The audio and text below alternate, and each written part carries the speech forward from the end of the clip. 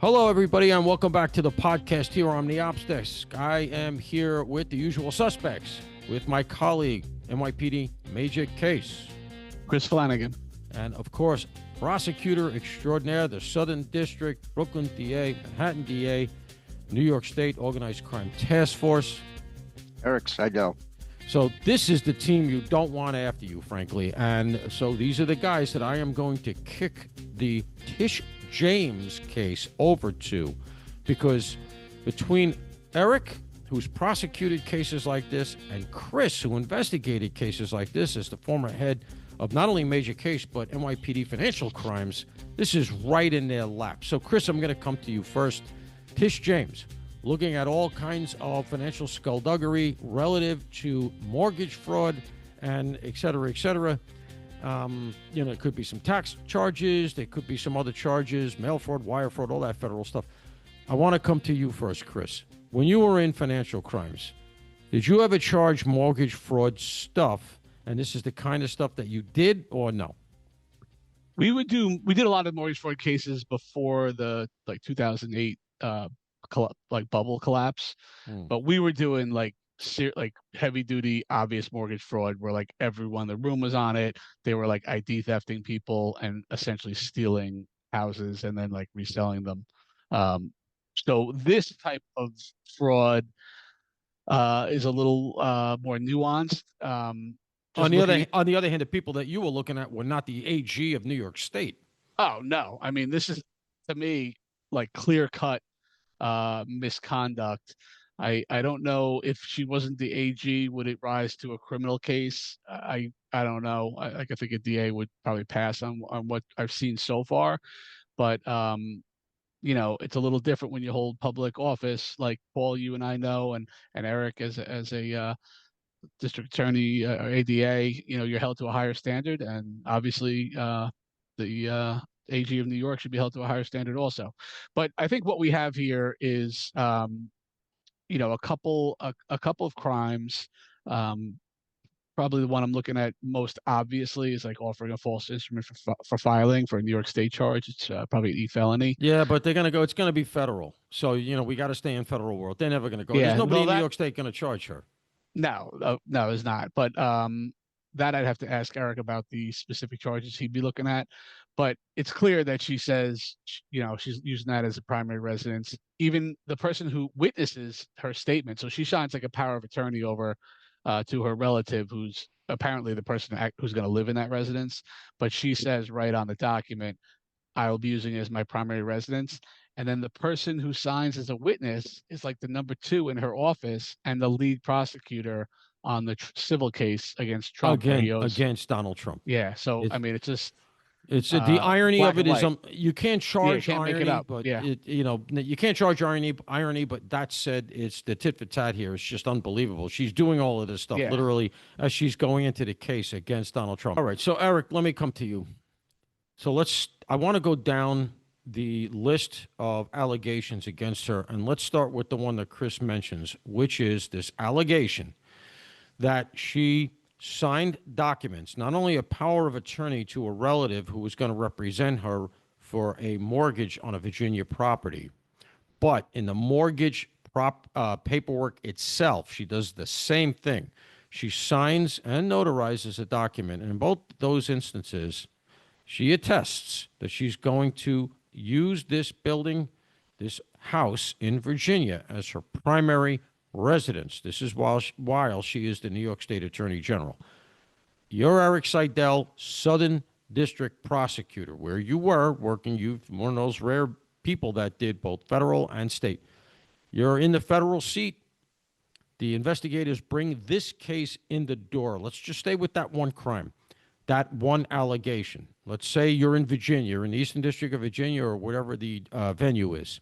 What do you do with this? Well, look, the first thing I do in this kind of a case, because of her position, I'd assemble a team.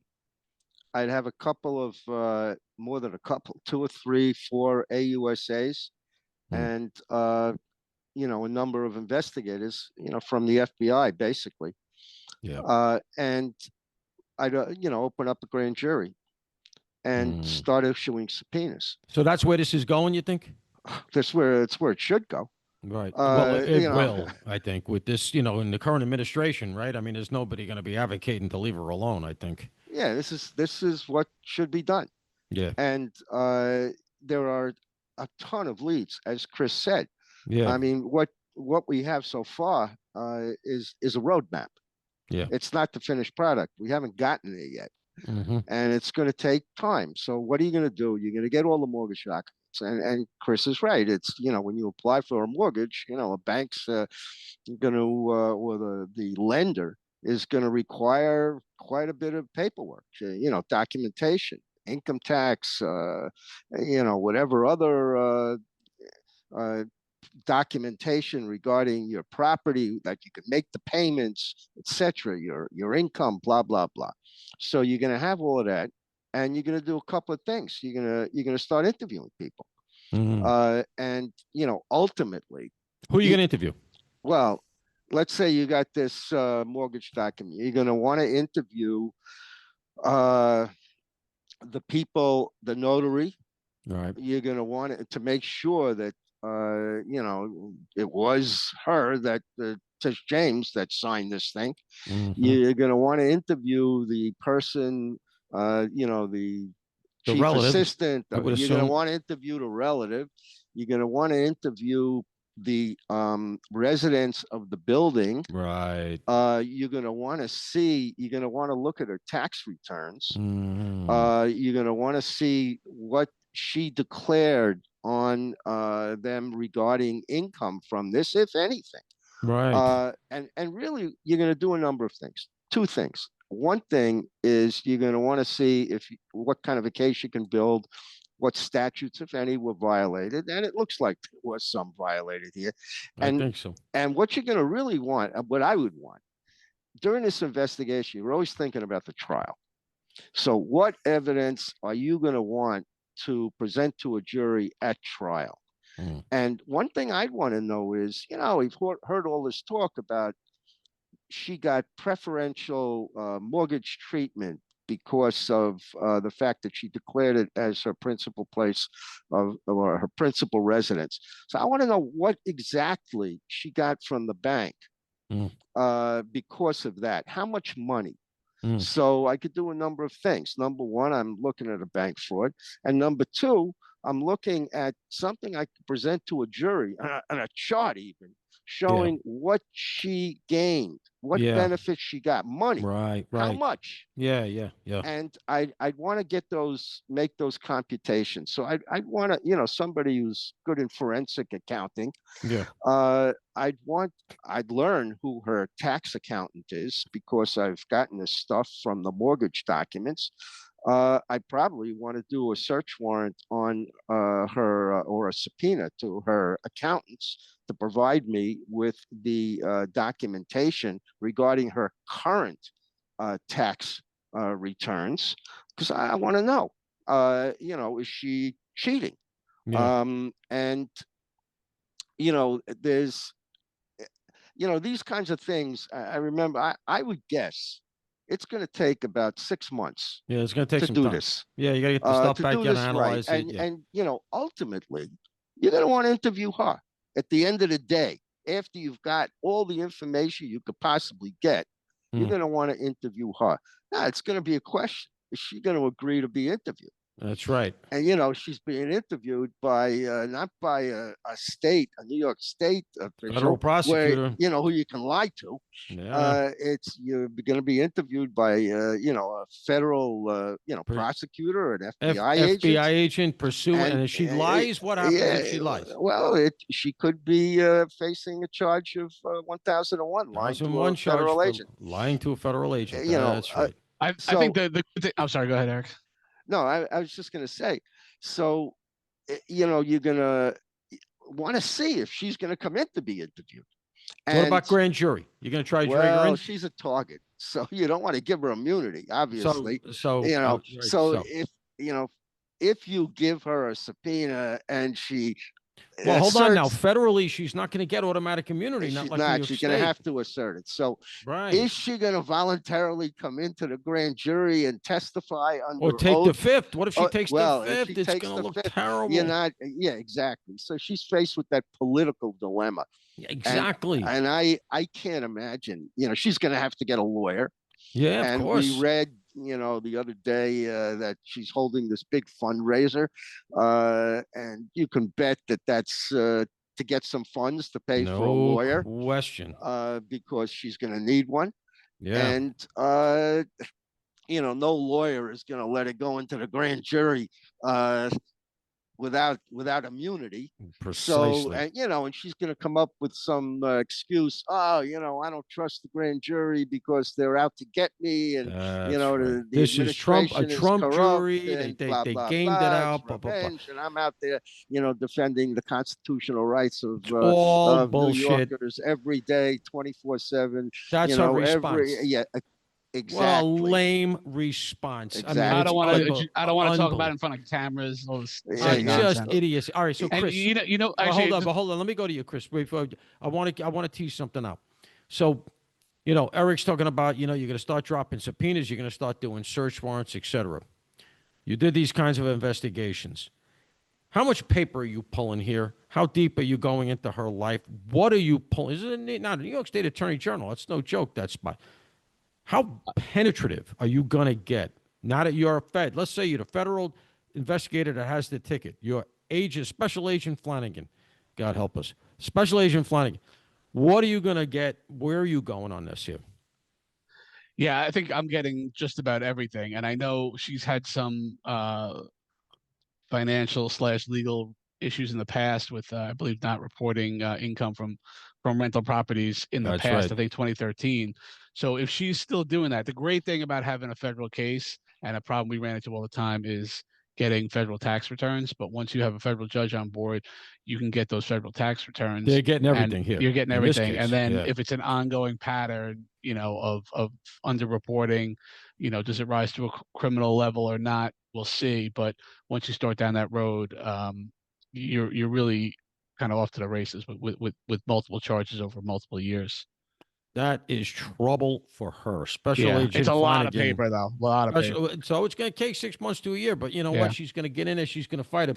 Donald Trump has at least until the midterms, until he has to worry about politics, and he's realistically in office for another 3.5 years ahead as the executive. So he can tell the IRS, you will give that stuff up. I better have it, my DOJ better have it tomorrow. We all know that Bondi's getting whatever she wants here.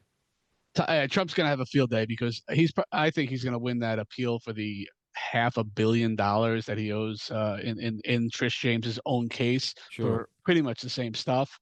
Yeah. And then and I hate seeing the law used like the lawfare, so to speak, but she's unrepentant and she's continuing. She had an article in the paper a couple weeks ago or earlier this week where she's investigating completely baseless self-generated claims of insider trading against the Trump administration for It's preposterous. his She knew this was coming. because Antar's articles were all out beginning Sammy's of the month. all over it. We've interviewed him here on the podcast. Sammy's been all over it, and he's been all over Twitter with it, X, putting it out there. We've interviewed Sammy. He's talked about the fact that from his perspective, he's hearing that they wanted to deplatform him. They had a New Jersey website did a hit on him because they're just trying to, and all the articles coming out about him can't wait to say, former felon himself, doing Trump's bidding.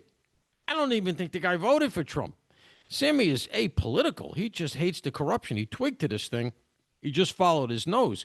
And she wasn't even the original target. He was looking at congestion pricing and the NYPD crime numbers. Are they legitimate? And he was just looking at government in general. And all of a sudden, he came up with this thing. And, that's when he came to me. I started paying attention to it. And he had the receipts. He has the actual documents. It's astounding. All right, I want to move on. So she has done, it appears, this thing where she signed 2 documents notarized claiming it's going to be my primary residence. That is black and white. It's not your primary residence. You got the better rate, and it's going to come down to a money amount that you can demonstrate to a jury, as Eric says. Chris, I'm with you now, so let me stay with you. She also has apparently overvalued one of the Virginia properties, because she has two. And by the way, she's quite the real estate tycoon for somebody who's been in public office all these years. She's got a building in Brooklyn that's got 5 residences, and that's part of the dispute, and we'll get to that. But she's also got at least 2 Virginia properties. And, it's hard to keep up. They found another property. And apparently, it is mortgaged to the tune of about $500,000 or more, and it's only worth, as per her own disclosures, about 150. Here's where I'm going.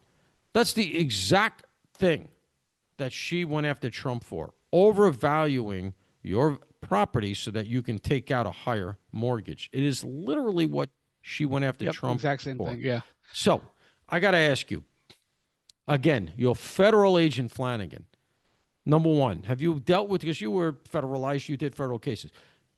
Do you ever do anything like that where you went after somebody for overvaluing properties and getting mortgages and maybe pocketing the money? I don't know what she's doing with this money. And number two, do you think that there's a charge there? Is there something that we can configure here that's going to get her potentially locked up on this, just on this discrete piece, the overvaluing? So I've never done an overvaluing of a property. I've done like one art case maybe that falls in that category, but definitely nothing with property. So I don't know what the angle is there. I don't know if there's a way to give other collateral in. Got to be bank fraud, because it's got to be bank fraud. But you're gonna go get all those documents from the bank on the HELOC application or what, whatever the additional money is coming from. Did she put up anything else as collateral? I kind of doubt it. But we've seen this before. Like if you remember, Joe Biden, I think, had like 17 mortgages on his home in like 20 years. And I don't know. I have to plead ignorance. I hate to do it, but I don't know what the scam is there, but it's definitely very irregular. And I don't know how you would get, that kind of money from a bank. I know they wouldn't give me that kind of money if I asked for it. That's Sammy's point exactly. Sammy's saying that the underwriters would never give that kind of money, and it argues that maybe she's not disclosing. They're supposed to be able to do a title search and see what the liens are on the property, so you can see that there are other mortgages. But there are what he's calling phantom mortgages, things that aren't recorded in the public record, things that are recorded in the public record that she doesn't disclose in her mandatory disclosures. It's really murky. And I got to tell you, while there are some outfits out there, some media outlets that have ridden to her defense and are kind of saying, oh, this is a Trump tit for tat, it is gaining some purchase among certain people. And I think the dam broke a little bit today. Dan Abrams, who is, I'm sure, a Democrat. I think he's an avowed Democrat, but, runs a lot of websites. He's got a TV show, a network, a couple of things he's got. He does crime stuff. He came out himself and said, it looks like there's something here. And that kind of gives, I think, cover for a lot of people. Even the Times did an article on it, and they defended her, but it wasn't full-throatedly. And I think they're all biding their time here because I think they all sense ruh-roh. Eric, let me come to you with the same question. Overvalued. We can't figure out how she got over $500,000 on a house that's worth $150,000. There appears to be 3 mortgages. Nobody's clear on where they're recorded, who recorded them. She doesn't disclose them. What the hell do you make of that? Well, first of all, you want to find out what's going on, what the facts are, and the way. So she's got a mortgage. So who gave her a mortgage? And you go talk to that institution. You go see who specifically signed off on it. You go interview them, and you ask them what or her, what was said, what documents were produced. She's got lawyers, I would imagine, who dealt with her on these transactions. You go talk to these lawyers, you subpoena their files. Whose files? The lawyers' files. You can get her lawyers' files in this shit? You subpoena them, they're going to claim privilege. You're not getting that. Claim privilege and go the litigate bank you it. could get, but I don't think the lawyers are going to give you a pinch of shit. I'm not so sure the lawyers won't talk to you. Really? Listen, when we did the case of John Haggerty stealing money from Michael Bloomberg, right? Big case here in New York that you brought in, by the way, an historic case. You and I just were getting to know each other, and a lot of people forget. I'm going to speak up for you a little bit, which is a very rare thing, but D.A. Appreciate it, Vance Paul. was relatively new. He had his back to the wall. He'd lost a couple of big cases, and when the chips were down, and the chips were down, I mean, people were telling him maybe he's got to think about moving on. He calls you to come in to save his tuchus. Am I right or am I right? Yeah, we brought that case home, You as brought they that say. case home. It was a big Uh, deal. And what did you get for it? A kick in the ass, but that's a different story. Go ahead. but we talked to the lawyers involved in the real estate transaction regarding John Haggerty. He wanted the money, stole the money from Bloomberg to buy a I house. remember. Yeah, sure. Yeah, and his parents' house. And we talked to the lawyers on those transactions. So go talk to the lawyers. I mean, go see what you can.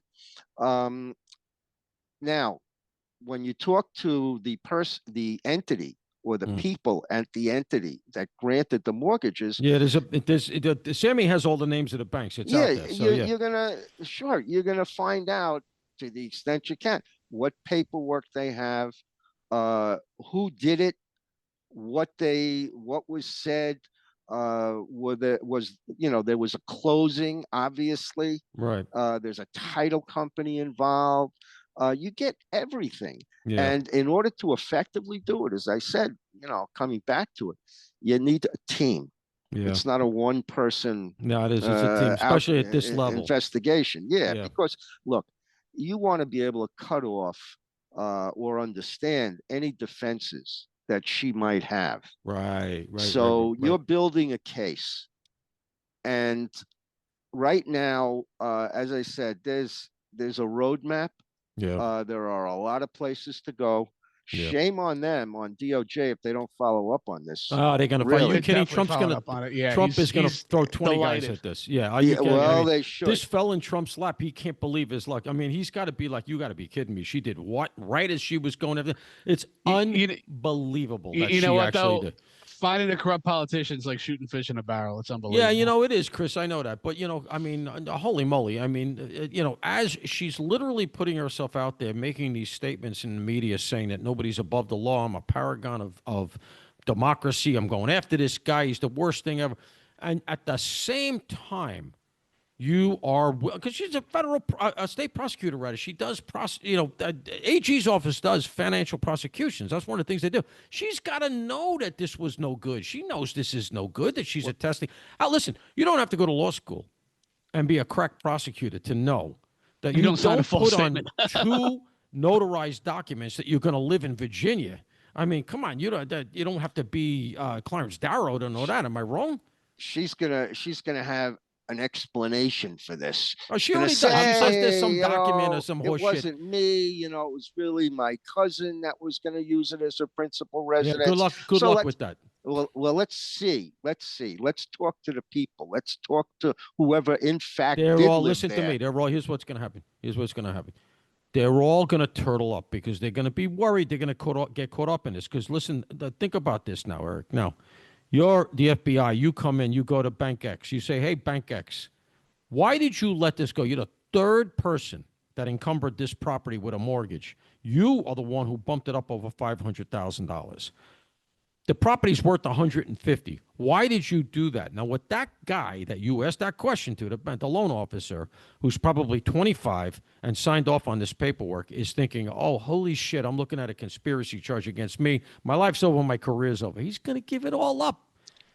Hopefully, exactly. I think her number 2 at the office, Levy, she's looking at problems also. I mean, she's signing the document. Explain that, Chris. Go ahead. Tease that out. Go ahead. She signs. I'm sorry, I'm blanking on the first name, but her first assistant is the lead prosecutor in the Trump case. Yeah, Levy signs the power of attorney for her relative to purchase that house down in Virginia. Right. In the power of attorney, there's a clear statement that I will be using this as my primary residence. So Tish James signs that, saying she'll be using it as a primary residence. The number 2 in her office, Levy, who went after Trump for overinflating property values. Yeah. She signs that document, and then a notary also signs that document. So I assume there's 3 people in the room there signing that document. Flip them all. Yeah, and it's a 1.5 page document. It's not like you missed it in the fine print. Flip them all. I read the document. I got another question. Why is this assistant attorney general help doing private legal work Thank you. on a personal matter. Official misconduct, right? That's a state charge, but yeah. So that again, look, you're going to put people in the grand jury. You're not going to put her in Trish, put leaving the grand jury. Yeah, and right. You know why? She's going to have to tell the truth. I'm going to tell you why. Because she's going to want to save her license. She wants to save her law license. To save her law license. Yeah. Now, you're not going to put James in the grand jury because obviously she's a target. Yeah. But, you know, I'd love to see if she agrees to be interviewed. Oh, she probably will. If I had a guess, and she's going to give very artful answers and all kinds of stuff. Paul, she won't. Look, she might, but if she does, she's a dumbass. Yeah, and any lawyer who recommends this, not going to listen to her lawyers. It's fine. She's not going to listen to her. You know what? I got to say something else. To go after Trump on the claims that she did, because it wasn't a criminal. It wasn't a criminal. Civil case. We know. Civil case. Knowing she's got this conduct in her background, what a dumbass. That's my point. These people have no even qualms about doing that. That's my point. That's why I think. That's why I think she's going to say, like, you want to interview me? Yeah, interview me. Because she's so arrogant. She's so cocky. She thinks she's so untouchable. And she thinks she's just a better lawyer than everybody. But, who knows? Maybe she'll be so knocked around by the time they come to her door. She says, oh, you know what? You're right. I better not talk to anybody because I'm feeling the heat. I had a question for the two of you as attorneys. I saw the article of her announcing the inquiry, she calls it, into insider trading involving Trump's tariff flip-flopping. So she makes a press statement that she's started an inquiry into insider trading. It's based on absolutely nothing. As an attorney and as a prosecutor, is there a obligation to have some sort of basis in fact before you go out and start announcing? Yeah, of course. Listen, all right, I'm not going to get all riled up. Go ahead, Eric, take it. I'm sure she's going to be able to point to somebody. I mean, I read a report that this Taylor Marjorie Greene made some trades. Small beans, though, not much. It's so, she could cite to that. She'll say, Trump's made. I read also something like Trump. His companies had investments in bonds. How unusual! Listen to me. Listen to me. I'm bored already. Exactly. If nobody's gonna give half a shit, you could find something. This is all cover because she knows it was coming. I'm telling you. But the Bar Association would have nothing to say about those kind of statements. The Bar Association in New York against Tish James. Never. I don't think so. No, they won't, Chris. I see what you're saying, but Chris, unfortunately, I don't know if it's true, and I'm just curious. That's all. You have a very romantic view of the New York State Bar Association. All you got to do is read the New York City Law Journal, the New York Law Journal. I mean, it's like Pravda. I mean, I'm sorry, but they're communists. All right, let's move on. I want to do the last bit here. The Brooklyn property. All right, this is to me the other salient point. All right, there are phantom mortgages. There's this overvaluing of the house in Virginia, and then the primary residence issue, obviously. But the other real stark discrepancy is the Brooklyn property.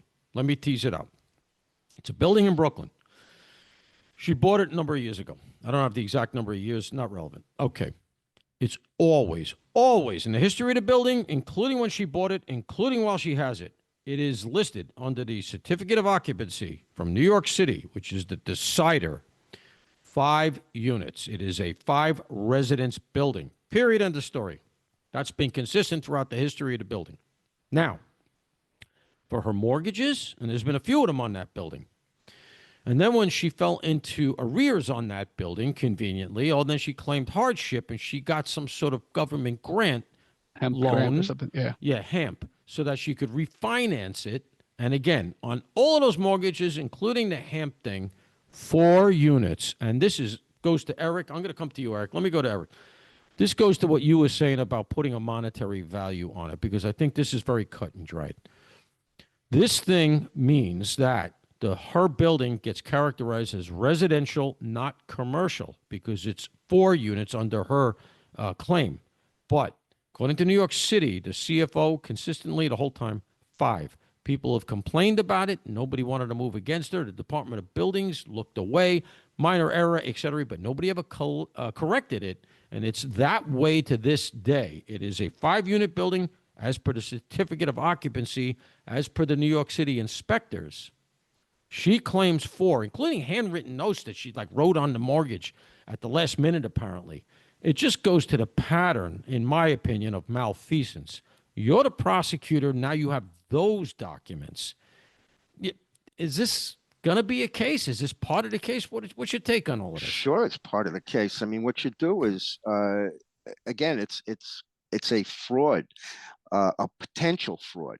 So what you do is, who gave her the mortgages on that building? Thank you. You do the same thing, same routine, subpoenas, get the bank, the documents from the institutions, and you start reading them, and you talk to the people. And what's the reason you know that she would call it a 4-unit? Because, all right, there's got to be some financial advantage to that. Which there is. Yeah, you can demonstrate it. Yeah, so you see from the institution that gave her the mortgage what the financial benefit would be. Yeah. And you see how that came. Like, if they saw that it's got a C of O 5 units, it's a 5-unit thing, why did they then give her? If they did, you want to see what they did. No, they did. That's matter of public right. They're registered. Right. The mortgages are registered. That's fine. So what that would mean, what the difference would be, and the difference would be,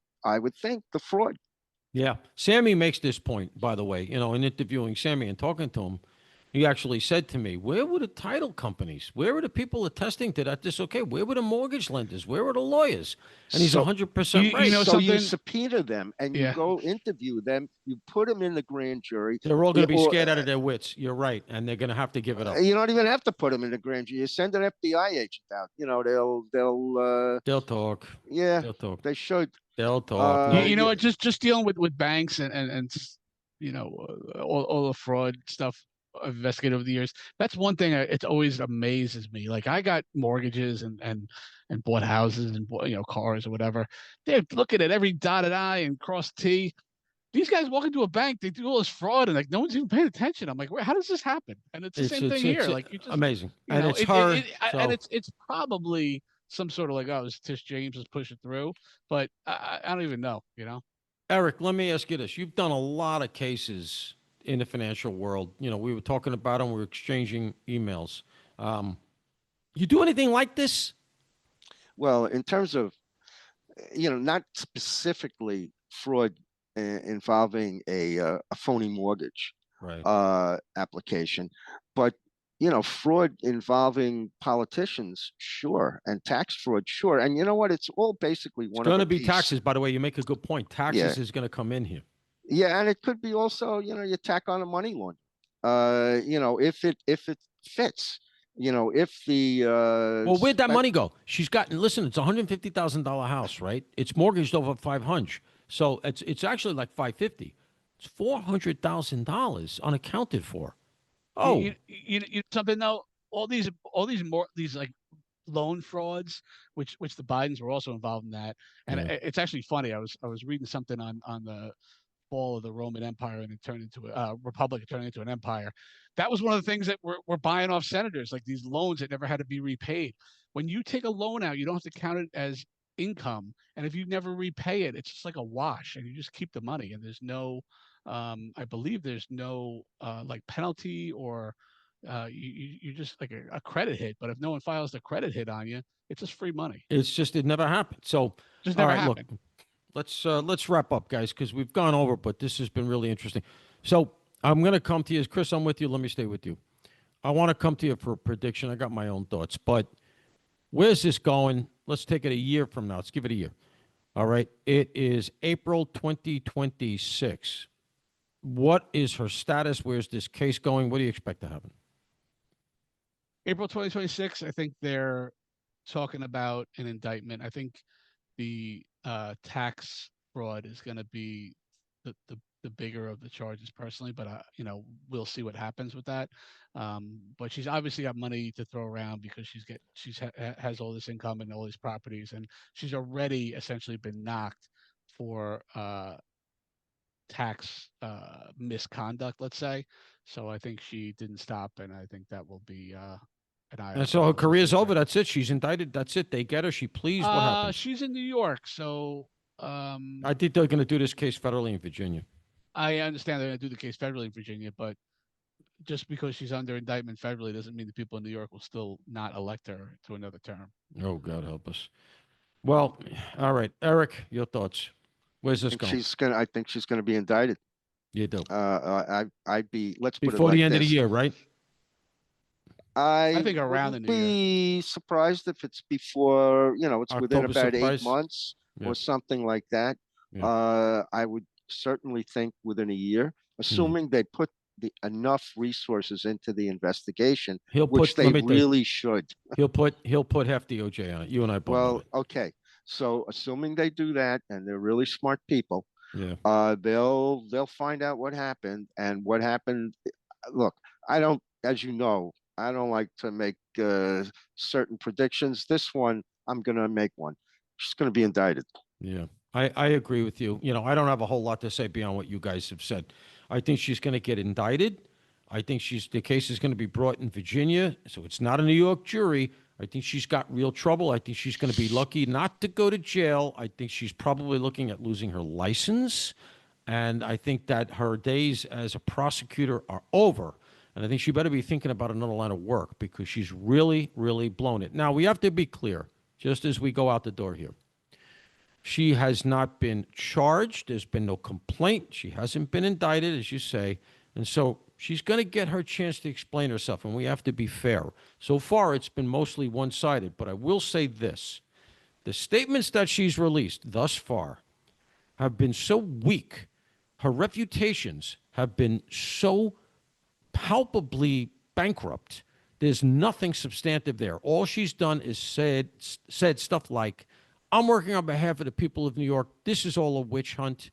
That crap is not going to cut it in a grand jury, not with this DOJ, not when you got the receipts. And if Sammy, more power to him, he did a great job, but he doesn't even have subpoena power, and he dug all of this up. To Chris's point, can you imagine what happens when, to your point, Eric, a team gets together and starts synchronizing all of this paperwork? It's going to take some time.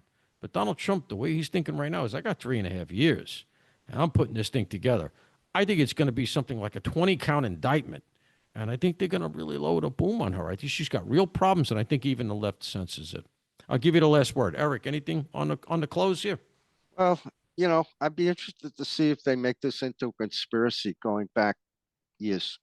Because if you go back on a conspiracy, you can reach back all the way. Yeah, you right? can charge. They did that on the over, Lufthansa thing recently. You could charge. Well, that would be a RICO, but you could charge overt acts. I mean, look, another thing is she doing this by herself? Is there anybody else who is working with her? She's not married, but could be somebody else. Schemes. Yeah. Well, there's that father, husband. Yeah, we don't know who this is. All right, Yeah, no, you're right. You're right. Is there anybody else? Is it just her? She come up with this scheme by herself? No, there's the relative. There's this Levy. Who there are knows? other people potentially in the box here. You're absolutely right. Chris, last word from you. Nothing makes me happier than seeing a corrupt politician go to jail, and it couldn't happen to a nicer person. So yeah, I got to agree. All right, listen, folks, that we've teased it out to the extent that we can at this point. There's going to be more shoes to drop. The rumors are there are other things going on that are going to come to light. We're not going to comment on that because we're going to report on them if and when they come to light and they're concrete. We won't talk about them until we know that they actually are factual. That's our take on all of this. What a fascinating case it is, just in an academic sense. But you know what? It's also gratifying because a corrupt politician who was throwing her weight around is now looking at the same kind of case, and the irony is just so thick. I'm Paul Morrow.